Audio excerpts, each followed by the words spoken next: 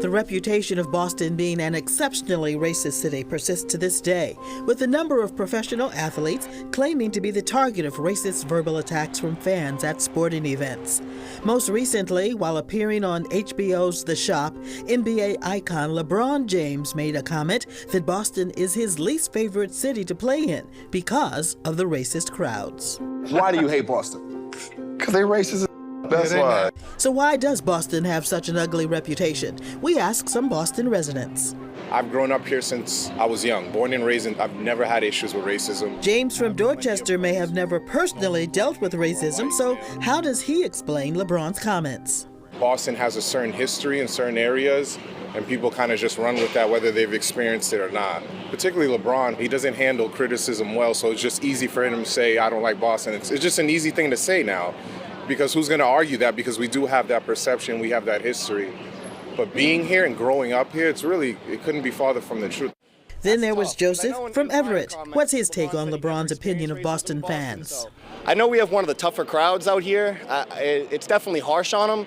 I don't know if I'd inherently call it racism. You know, every city has their own, systemic problem, whatever you want to call it. But I don't think Boston fans are any more or less, aggressive than any other fan base. So I think that was a little out of line.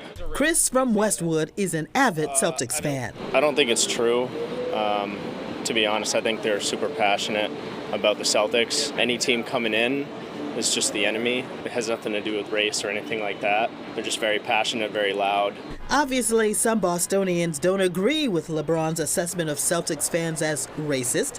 However, not everyone's experience is the same. And after speaking with Dana from Wisconsin, it's clear to see that this city still has issues with racism. Just yesterday, a white guy called me the N-word, like no lie. Another white guy came by and was like, hey, knock it off. And he brushed him away. But yeah, that just happened just yesterday. There's no doubt that Boston still has issues with race. That could also be said about any major city in America. But why is Boston so widely perceived as one of the most racist cities in the country?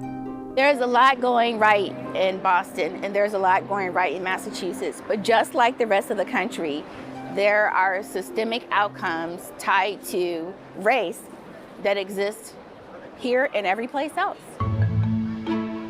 Deborah Douglas is the co-editor-in-chief of The Emancipator, which is a collaboration between the Boston Globe and Boston University. It's a digital publication inspired by the country's very first abolitionist newspaper, with a goal of reimagining an America without the issues of systemic racism. We're using the Black experience as a point of entry to a larger discussion about the things that hold us back. So this is an everyone conversation that includes not only Black and brown people, but anyone who wants to be a part of the solution to making this country better. What factors does Deborah attribute to Boston's troubled reputation? Even before I moved to Boston, I understood that racial segregation, segregated neighborhoods, was a social phenomenon here in Boston. There are very specific racialized impacts and outcomes that are linked to racial segregation. For example, with health, different kinds of health outcomes with regard to the rates of diabetes or hypertension, or who gets mortgages. Would-be Black homeowners have a harder time getting mortgages than other people.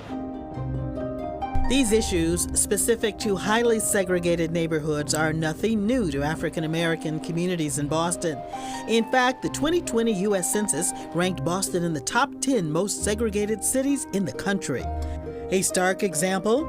According to Boston Planning and Development Agency data from 2017, Mattapan was 74% Black and only 9% white.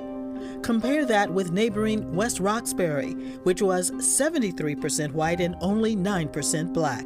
We need to take it out of the conversation of being personally indicted by that statement that something is racist. I would like to invite people back into a true and authentic sense of pride.